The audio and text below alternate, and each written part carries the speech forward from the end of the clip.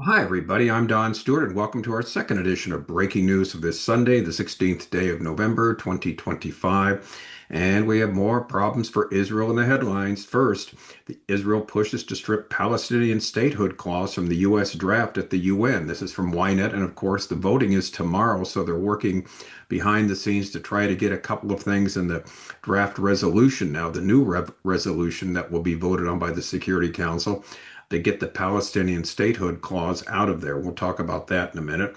And then the Saudis have not given up on a Palestinian state, according to Israel National News, which of course is a red line for Israel. They're not going to allow that in any way, shape, or form. Which brings us to headline number three, which is a real problem for Donald Trump. Headwinds for Trump in persuading the Saudi crown prince to agree to normalize ties with Israel. This is from Newsmax. And the problem, of course, is the Saudis made it clear today, as they have always, that unless there's a possible Palestinian state in the future, they're not going to normalize ties with Israel. And Israel says that's a non-starter for us. And Trump's trying to bring them all together to have this great Middle East peace that he's trying to put together. And finally, to make matters worse for the United States, from the Times of Israel, Democratic socialist who accused Israel of genocide defeats incumbent Seattle mayor.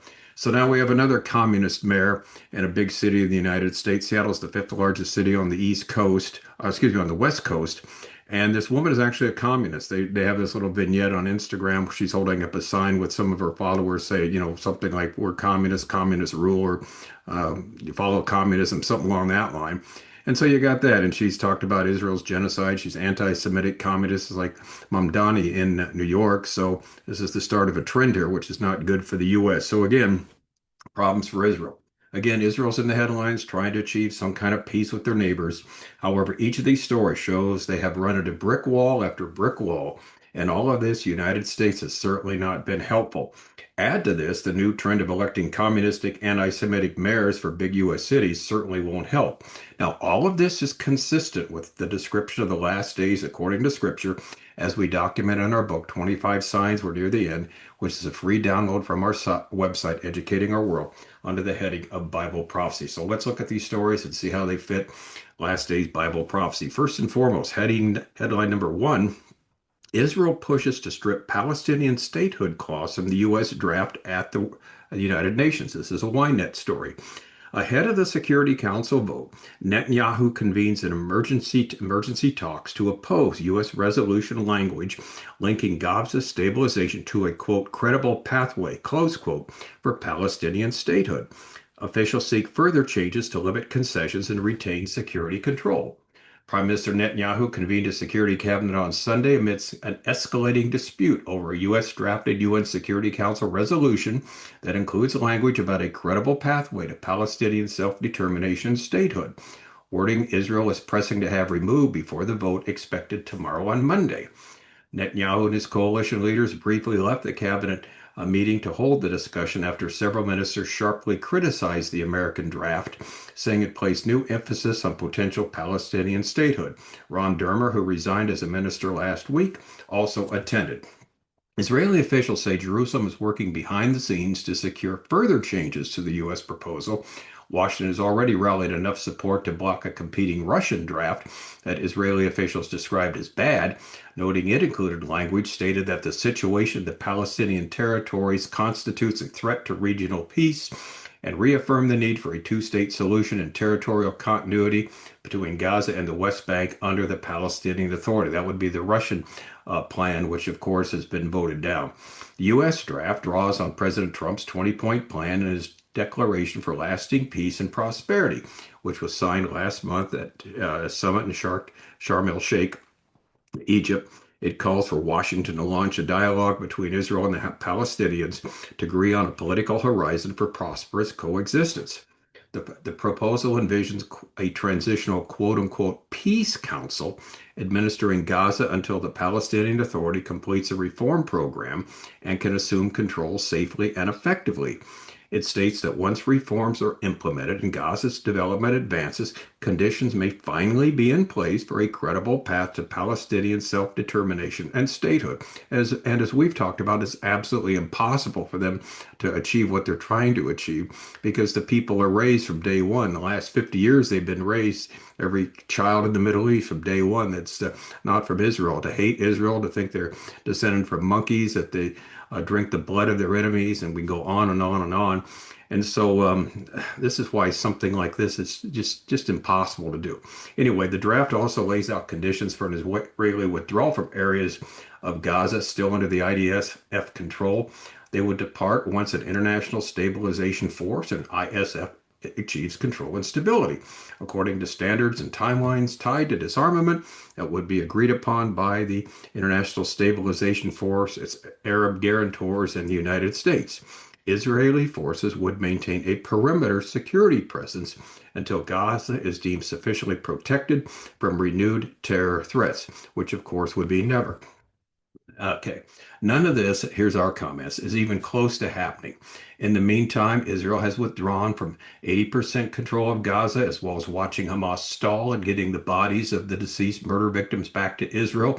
At the same time, Hamas is strengthening its control over Gaza and denying that they will ever give up the weapons as they were supposed to do, or as they supposedly told Steve Witkoff that they would do. Simply put, the whole world is seemingly against Israel even now. Sign 21 of our 25 signs were near the end. There'll be a rise in anti-Semitism. The entire world will be against Israel. And here we go. Now, to the next two headlines, while Trump has MBS coming to the U.S. for an important get-together on Tuesday, we have two distressing headlines that are going to kind of sour this whole coming to the U.S., which is supposed to be a big hoopla, I guess, from what Trump says. It's going to be a time to celebrate Saudi Arabia. Headline 2 from Israel National News: Saudis have not given up on a Palestinian state. Source in the Saudi royal family tells Israeli media that they would not normalize ties with Israel, not normalize the ties without a two-state solution based on 1967 borders. Now that's laughable. The 1967 borders have Jerusalem divided right down the middle. And in some parts of the border of Israel at that time, they're only something like 7 to 12 miles long between other countries. It just is totally unworkable.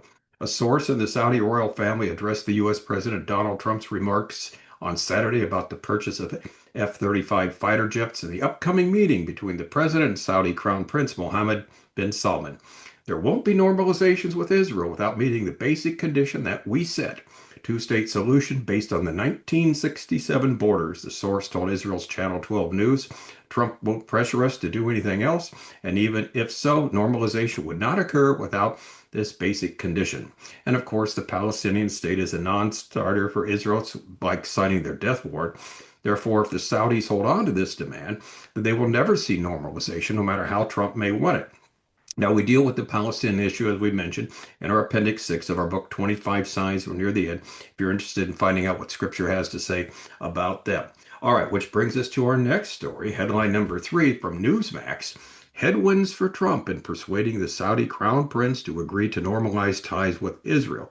I should say, President Donald Trump has not been subtle about how badly he wants to see Saudi Arabia and Israel normalize relations. He has talked up his push to extend his first-term Abraham Accords, the project that formalized commercial and diplomatic ties between Israel and a trio of Arab nations, as key to his plan for bringing long-term stability to the Middle East as the fragile ceasefire between Israel and Hamas in Gaza continues to hold.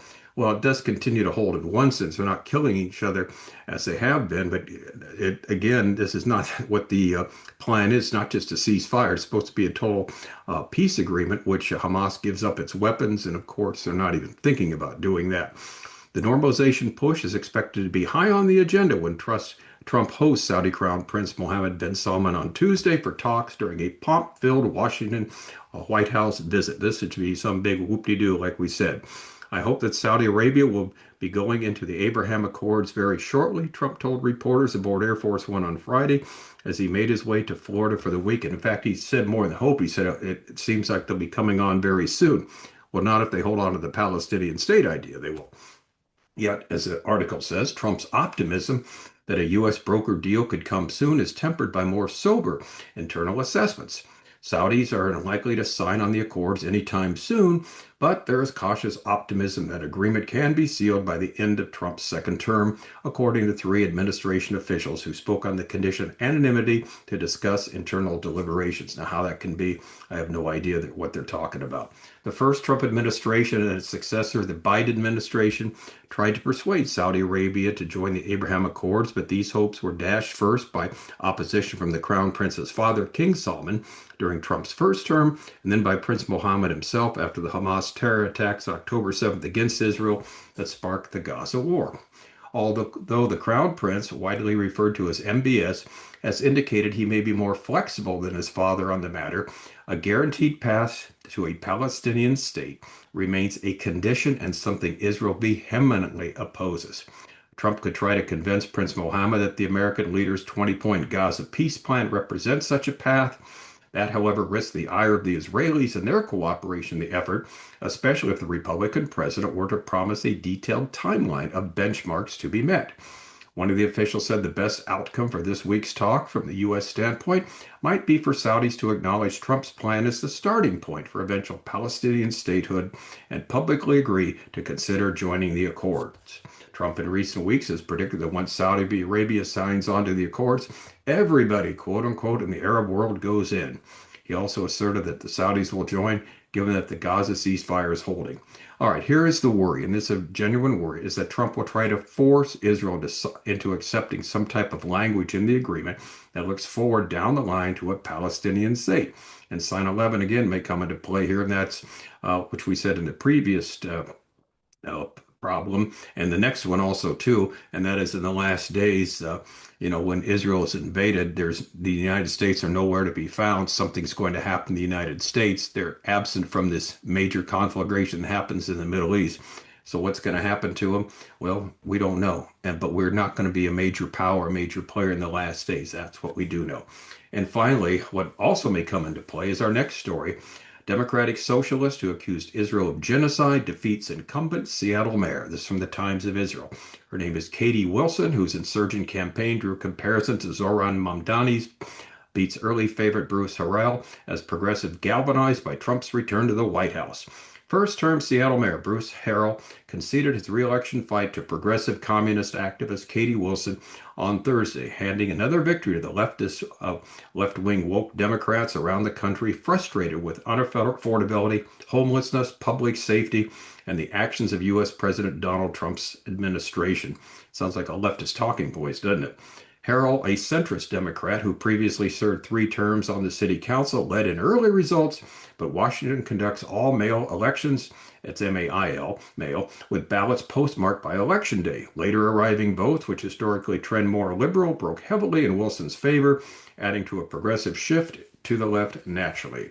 In concession speech at City Hall on Thursday afternoon, Harrell said he had congratulated Wilson in a delightful call. I feel very good about the future of this country and this city still, he said. Wilson, 43, is a Democrat socialist communist who has never held an elected office. She told a news conference later Thursday it was hard for her to believe she had been elected mayor, considering that at the beginning of this year she had no intention of running, and she acknowledged concerns about her lack of experience. No one saw this coming.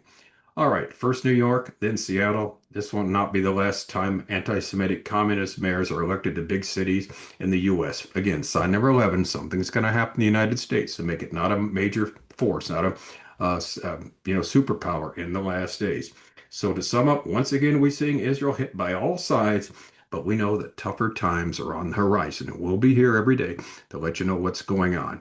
Again, I'm Don Stewart. We thank you so much for watching, for telling others about our website, Educating a World, about our YouTube channel, about our app, EOW with Don Stewart. Everything is free, and so please take advantage of the resources. We want you to know what we believe as Christians, why we believe it, and how to live it. And that's what we're all about here. Oh, as always, until next time, may the Lord richly, richly bless you.